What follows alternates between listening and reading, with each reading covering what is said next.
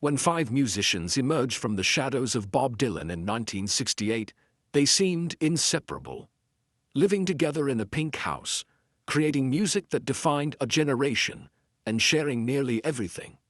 Yet by 2005, their drummer Levon Helm was filing for bankruptcy while guitarist Robbie Robertson lived comfortably in Malibu. "I had to play shows in my barn just to keep the bank from taking my home," Helm would later admit, his voice ravaged by cancer treatments he struggled to afford. The numbers reveal a shocking disparity. The band's self-titled album sold over 1.1 million copies and generated approximately $4.2 million in revenue.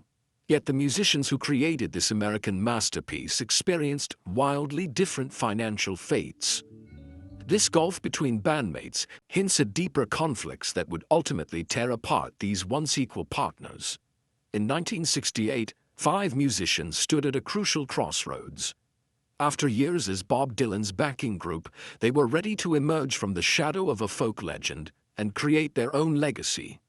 Robbie Robertson, Rick Danko, Richard Manuel, Garth Hudson, and Levon Helm had built chemistry through countless shows.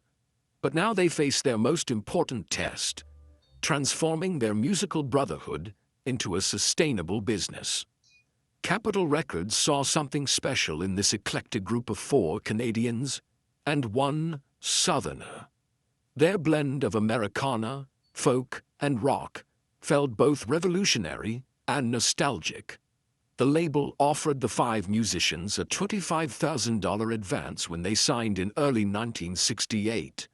Modest compared to what other major acts received, but in line with most emerging artists of the era.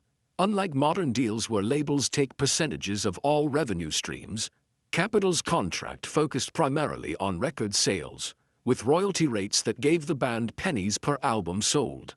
This capital allowed them to focus exclusively on their music, rather than taking side gigs, and funded their move to Big Pink.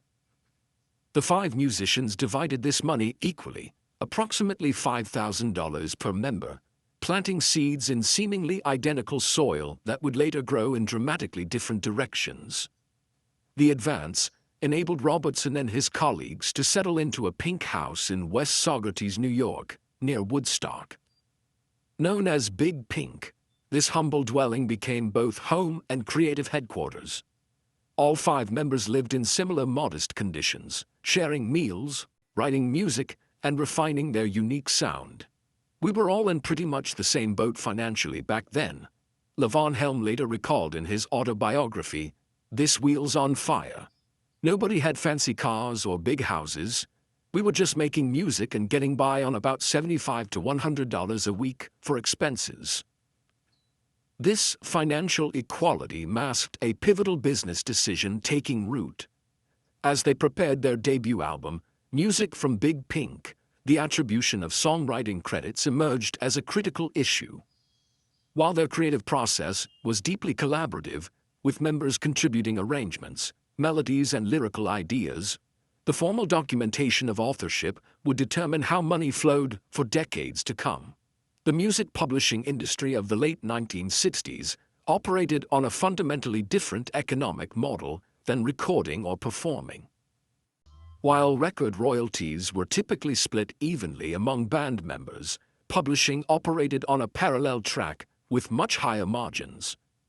Publishers collected 50% of all songwriter royalties, with the remaining 50% going to credited composers. This meant that for every dollar generated from radio plays, cover versions, or print music, Robertson would receive significantly more than his bandmates. As their manager Albert Grossman knew from handling Bob Dylan's publishing, these rights were extraordinarily valuable long-term assets. While performance royalties might generate quick cash, publishing rights created generational wealth. The standard industry practice of the era, unlike groups like the Beatles who often shared credits regardless of who wrote what, was to assign rights based on technical authorship, a practice that would create vastly different financial outcomes for these five musicians. The debut album's credits reveal the pattern. Robertson received writing credit on 8 of the 11 tracks, sometimes sharing with Manuel or Danko, but often as sole composer. This technical detail carried enormous financial implications. In the music industry, songwriting royalties typically generate 50% of all publishing revenue, while the other 50% goes to the publisher, with no money going to non-credited performers, regardless of their contributions to the final sound. When Music from Big Pink was released in July 1968, it didn't achieve immediate commercial success, peaking at just number 30 on the Billboard charts, and eventually selling around 560,000 copies, enough for gold certification. This translated to approximately $2.2 million in revenue. But the band members saw only a fraction of this after label costs, management fees, and advances were recouped. However, it earned critical acclaim that positioned the group for future success. More importantly, it established the blueprint for how money would flow through these musicians' business structure. Albert Grossman, their manager who previously guided Dylan's career, understood the power of publishing rights better than the musicians themselves. During one contract negotiation, Grossman reportedly emphasized that the songwriters make the real money in this business. About $4,000 per song in publishing advance alone, while ensuring Robertson's position as primary composer became contractually solidified. Warning signs appeared during early recording sessions. Robertson emerged as the dominant voice in business decisions, while other members focused primarily on performance. Hudson, despite contributing sophisticated arrangements, received minimal songwriting recognition. Helm, whose authentic Southern voice became central to the group's identity, rarely received writing credit, despite his influence on their sound. The band's self-titled second album in 1969 dramatically increased their visibility and commercial appeal, selling approximately 1.1 million copies and earning platinum certification, generating around $4.2 million in revenue. As their popularity grew, so did the financial stakes and the imbalance in how money flowed to different members. The equal splits of performance royalties, approximately $35,000 per member, couldn't counterbalance the growing disparity in publishing income, where Robertson earned an estimated additional $175,000 in songwriting royalties, creating financial fault lines that would eventually fracture their foundation. When the five musicians took the stage at Woodstock in 1969, the crowd saw five musical equals performing as one. Behind their harmonious sound, however, an invisible financial divide was taking shape that would eventually tear apart one of rock's most influential groups. Their self-titled 1969 album dramatically increased their commercial appeal and earning power. The group quickly graduated to performing at massive venues. On June 14, 1970, they played Anaheim Stadium to nearly 43,000 fans, a stark contrast from their usual mid-sized venues. Between 1969 and 1974, they performed at landmark events like Woodstock and the Isle of Wight Festival, cementing their status as major concert draws and commanding up to $50,000 per show. On stage, they presented perfect unity. Offstage, their financial reality told a different story. While performance fees and album advances were distributed relatively equally, approximately $10,000 per member per major show, songwriting credits created a profound economic imbalance that grew with each album release. For every $1 million in publishing royalties generated, Robertson received approximately $500,000, while the others collectively earned nothing from this revenue stream. This financial disparity was built into the music industry's standard payment structures. Performance royalties, which all band members shared equally, generated significantly less income than publishing royalties that went to credited songwriters. The structural imbalance was particularly pronounced for the band because Robertson dominated their songwriting credits. Unlike groups like Fleetwood Mac or the Eagles where multiple members wrote songs, the band's arrangement concentrated wealth in one member's hands. By 1974, Robertson had hired David Geffen to manage his personal finances separately from the group, a strategic move that demonstrated his understanding of the true value of his publishing portfolio compared to the band's shared performance income. Rick Danko, who co-wrote This Wheel's on Fire, experienced the financial potential firsthand. "That song brought me a couple $100,000 out of left field," he later recalled to journalist Rob Bowman in 1989. "That one song alone paid more than 5 years of performing." For members without such credits, these substantial payments remained frustratingly out of reach. The financial gap soon manifested in their lifestyles. By 1974, Robertson had moved to a beachfront Malibu property, purchased for approximately $240,000, a tangible symbol of his growing prosperity. Meanwhile, his bandmates maintained modest living arrangements, spending primarily on musical equipment or covering daily expenses rather than building long-term wealth. Far too much cash was coming down in Robertson's and Albert's corner, Levon Helm stated bluntly in his 1993 autobiography. "By my calculations, about 90% of the money for writing and publishing was going to Robbie and Albert Grossman." Critical financial arrangements were reportedly made without consulting all members, creating deep-seated resentment. This economic disparity widened as their career progressed. Concert fees might be divided equally among the 5 musicians, $10,000 each for major shows. But the industry's true wealth generator, royalties from radio play, album sales, and cover versions, created a separate revenue stream flowing primarily to Robertson. For every significant hit song, Robertson earned an estimated $80,000 to $100,000 in publishing advances alone, plus ongoing royalties.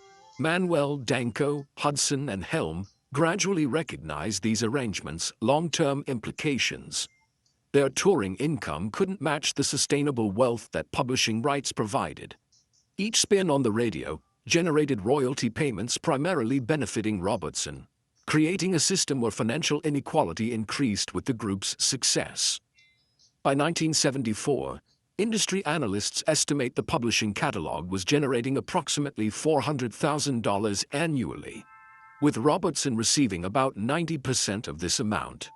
This created a paradoxical situation. These musicians could perform for 40,000 enthusiastic fans one night, while some members struggled financially the next day. In the early 1970s music industry, ownership of compositions, not performances, generated lasting wealth for musicians, with the composer typically earning 2 to 3 cents per album sold, compared to 6 to 8 cents for performers.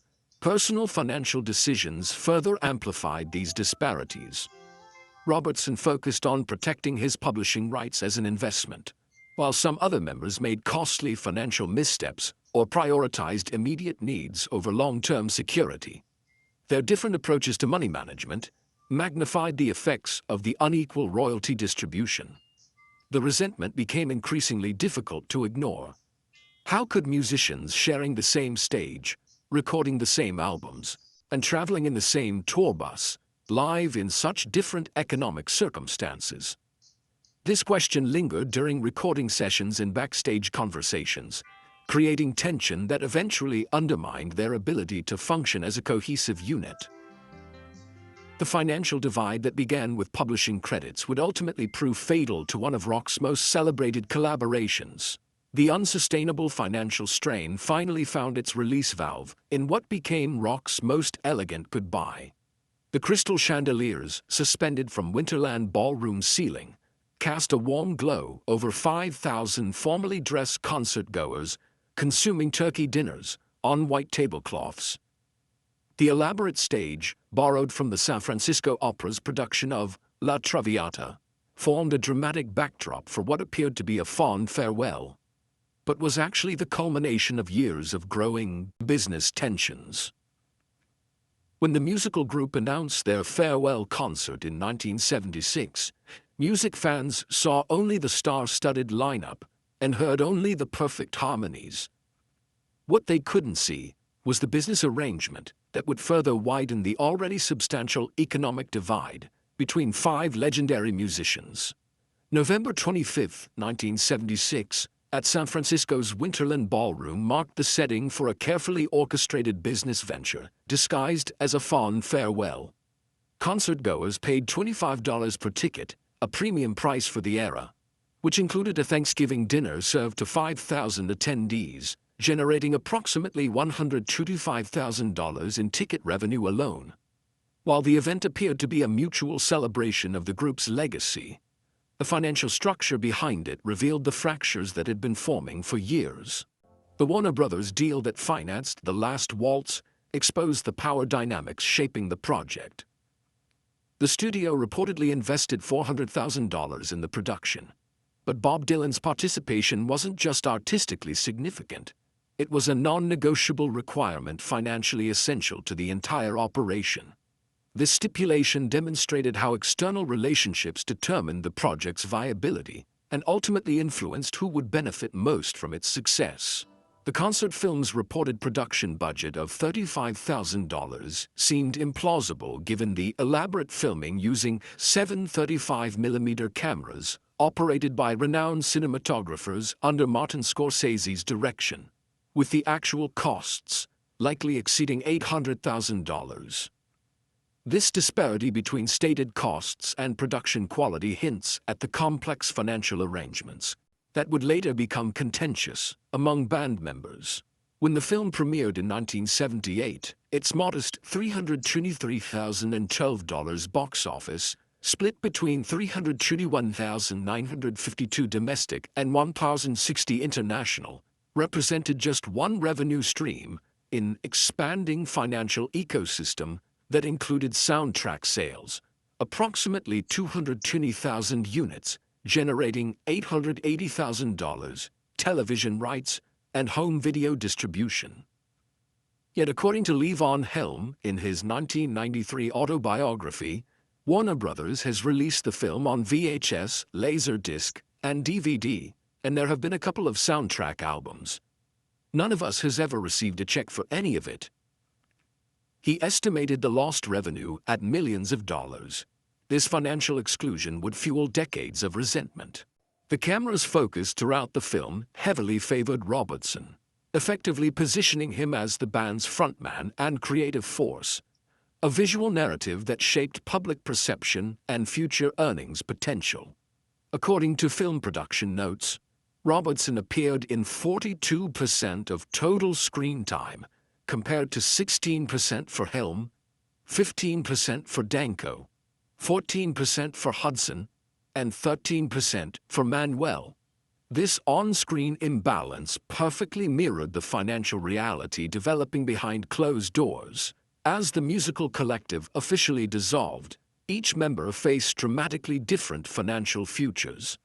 Robertson, with his substantial publishing catalog generating steady royalty income, estimated at $350,000 annually, and new relationships with film directors secured a comfortable transition to a solo career. Meanwhile, his former bandmates entered uncertain financial terrain without the publishing income he enjoyed, forcing them to rely on touring and session work to maintain their livelihoods, with earnings dropping to approximately $40,000 to $60,000 annually. The stark contrast between the group's collaborative musical identity and its imbalanced financial structure created lasting bitterness. On record, these musicians embodied musical democracy, instruments and voices intertwining without ego or showmanship. Yet financially, this democratic spirit had vanished years earlier, replaced by an arrangement that directed the majority of long-term earnings to a single member. In the concert's aftermath, these financial disparities became impossible to ignore. While Robertson settled into a comfortable future in Malibu with multiple revenue streams, Others faced rebuilding their careers from significantly disadvantaged positions. The farewell that appeared so celebratory on stage had actually set the stage for decades of resentment. The Last Waltz, celebrated for its artistic achievement, marked both the end of this musical partnership and the beginning of a financial divide that would outlive some of its members. What started as 5 musicians with equal footing had transformed into a business entity where financial benefits flowed disproportionately toward one member.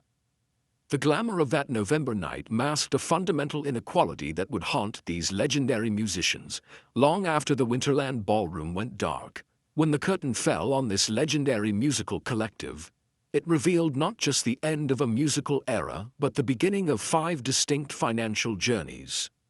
The same hands that once crafted harmony on stage would soon experience anything but harmony in their bank accounts. Robbie Robertson transformed his publishing rights into a steady income stream that sustained him even during creative dry spells. By the 1990s, Robertson reportedly owned 90% of the publishing rights for songs he had written, with Helm retaining just 10%. Industry experts estimate this publishing catalog generated approximately $750,000 annually by the mid-1990s. His collaboration with Martin Scorsese opened lucrative film scoring opportunities, beginning with Carney in 1980, earning him $60,000 and extending to major films like The Color of Money and Casino. These projects generated substantial revenue his bandmates couldn't access, with film scoring work typically paying $125,000 to $400,000 per project. Levon Helm faced a drastically different reality. By the late 1990s, he encountered a devastating combination: throat cancer, requiring extensive treatments at Memorial Sloan Kettering, costing approximately $180,000, and a house fire that destroyed his possessions, valued at approximately $160,000. Medical bills mounted rapidly, damaging both his vocal cords and financial stability. The situation deteriorated until June 1, 2005, when Helm filed for Chapter 7 bankruptcy, later converting to Chapter 11 on August 8, 2005, to protect what little remained. Court documents revealed debts exceeding $400,000 against limited assets. Rick Danko struggled with diminishing opportunities. His 1997 arrest for heroin possession in Japan resulted in a 3-month suspended sentence and severely restricted his international touring options, cutting off essential income for a musician without significant publishing royalties. His annual income dropped to approximately $65,000, less than 1/10 of Robertson's earnings during the same period. Where he once played to thousands with the band, Danko found himself performing in venues that sometimes held fewer than 100 patrons, earning $1,500 to $2,500 per show compared to the $10,000 he earned at his peak. For Richard Manuel, financial and personal pressures proved unbearable. The combined weight of addiction, depression, and money problems created an overwhelming burden. His income had declined to approximately $45,000 annually, with debts reportedly exceeding $100,000. Friends recalled seeing him counting coins at a restaurant table to ensure he could cover a modest meal. His once impressive home was sold, replaced by extended stays in roadside motels. On March 4, 1986, following a performance at the Quality Inn in Winter Park, Florida, Manuel took his own life at age 42. In his motel room, police found just $35 in cash and a wallet containing maxed-out credit cards, a stark indicator of how far his financial situation had fallen. His tragic end illustrated how the music industry's focus on songwriting over performance could leave even legendary performers vulnerable when fame receded. Garth Hudson, despite his musical genius, faced mounting financial difficulties. His income as a session musician proved inconsistent and inadequate, averaging approximately $35,000 annually by the late 1990s.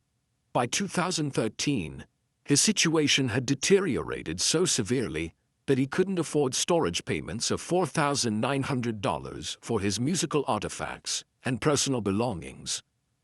The public auction of these items to cover unpaid rent revealed the keyboard virtuoso's financial struggles. These disparities stemmed directly from business arrangements established during the musical group's formation. All 5 musicians had created their signature sound collaboratively, but the industry's wealth mechanism, publishing royalties, flowed primarily to Robertson. This imbalance only widened with the emergence of digital platforms and streaming services. Financial reports indicate that by the late 1990s, the gap had grown exponential. Robertson's annual income from the band's catalog exceeded $850,000, while his former bandmates collectively earned less than $200,000 from the same body of work. By the late 1990s, while Robertson enjoyed his multi-million-dollar catalog generating substantial passive income, Helm transformed his Woodstock barn into a concert venue out of necessity. These midnight ramble sessions began as desperate measures to pay medical bills, each session generating $15,000 to $25,000, but ultimately helped revitalize Helm's career before his 2012 death, bringing him a measure of financial stability in his final years. The group's story reveals how initial business decisions can create vastly different financial futures.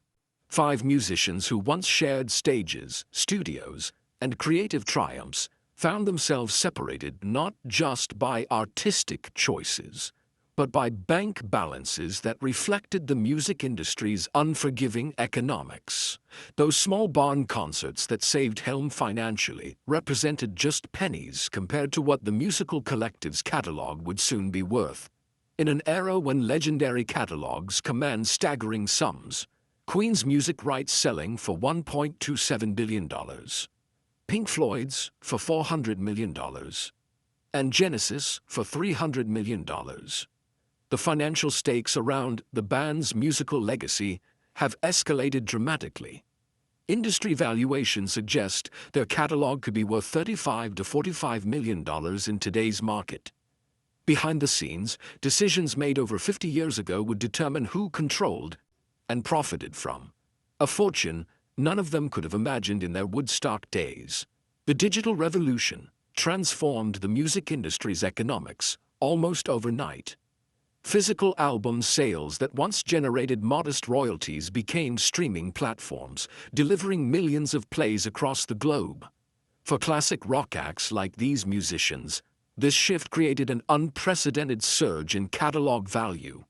Songs that might have earned $50,000 annually in the CD era now generate steady, substantial revenue streams worth $250,000 to $350,000 annually in today's streaming economy.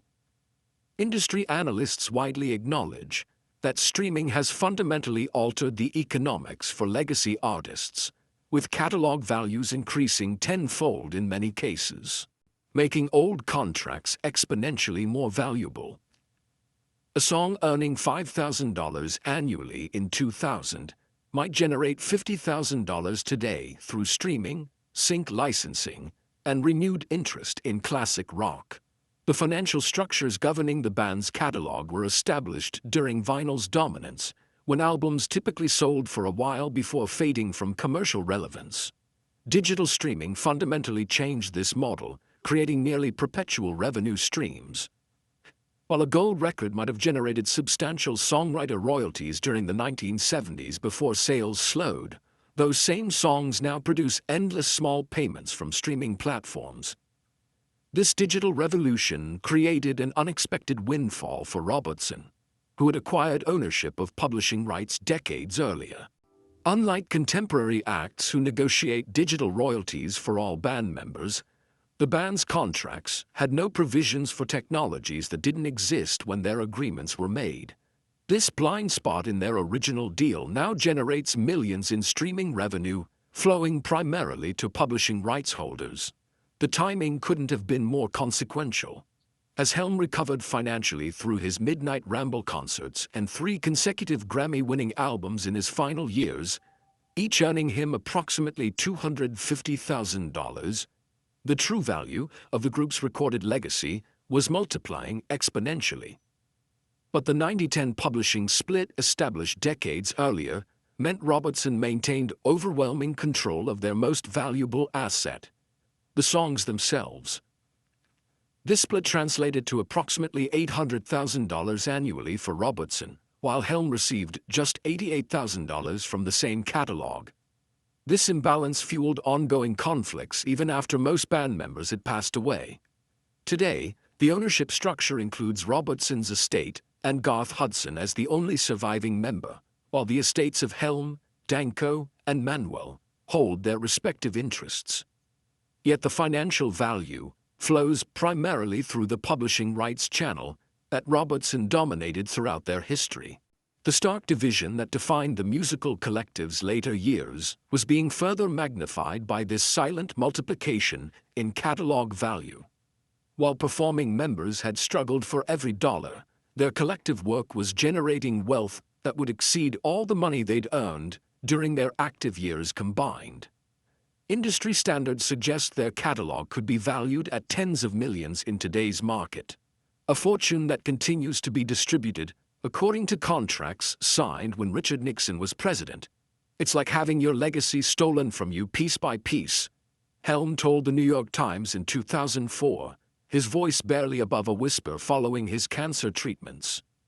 When I see our songs used in commercials, and I get a check for $6,000 while someone else gets $600,000, I feel like I'm watching my life's work being slowly erased. The pain in Helm's eyes during this interview revealed wounds that went beyond financial harm. This was about recognition, respect, and having a voice in how his life's work was remembered. The Midnight Ramble sessions that began in Helm's Woodstock barn transformed from a financial necessity into a cultural phenomenon, attracting artists like Elvis Costello, Emmylou Harris, and Alan Toussaint. These intimate shows not only revitalized his career but provided him financial stability that decades in one of rock's most celebrated groups never did, with each session generating approximately $20,000 in revenue. Meanwhile, the conflict over who truly deserves credit and compensation for the musical catalog continues. Recent legal filings suggest these disputes may escalate as streaming platforms further increase catalog values. The question remains, will these decades-old contracts governing millions in streaming revenue ever be renegotiated? This ongoing battle illustrates how the music industry's traditional emphasis on songwriting credits over performance created vast wealth disparities among musicians who shared the same stage, recorded the same albums, and built the same legacy. In this case, it means Robertson's estate controls assets worth tens of millions, while other members' families receive comparatively modest benefits from their collective work. Today, many modern bands structure their songwriting credits more equitably than these musicians did, having learned from their painful example. The financial war that tore apart these 5 pioneering musicians has become a powerful lesson for the music industry. How different might their legacy be if they'd focused on fair agreements from the start? Contemporary artists now prioritize clear contracts from day one, ensuring all creative contributors receive fair compensation. Like a bridge between eras, this flawed business model has transformed industry practices. Today's musicians negotiate publishing rights with greater awareness of long-term implications, with many groups adopting all for one, one for all songwriting credits that prevent the disparities that developed among these pioneering artists. Their legacy isn't just timeless music, but also the business lessons they provided, showing that when artistic harmony meets financial discord, everyone loses. Their story reminds us that collaboration and fairness must coexist for music to truly endure, a lesson learned at great cost by some of rock's most influential pioneers.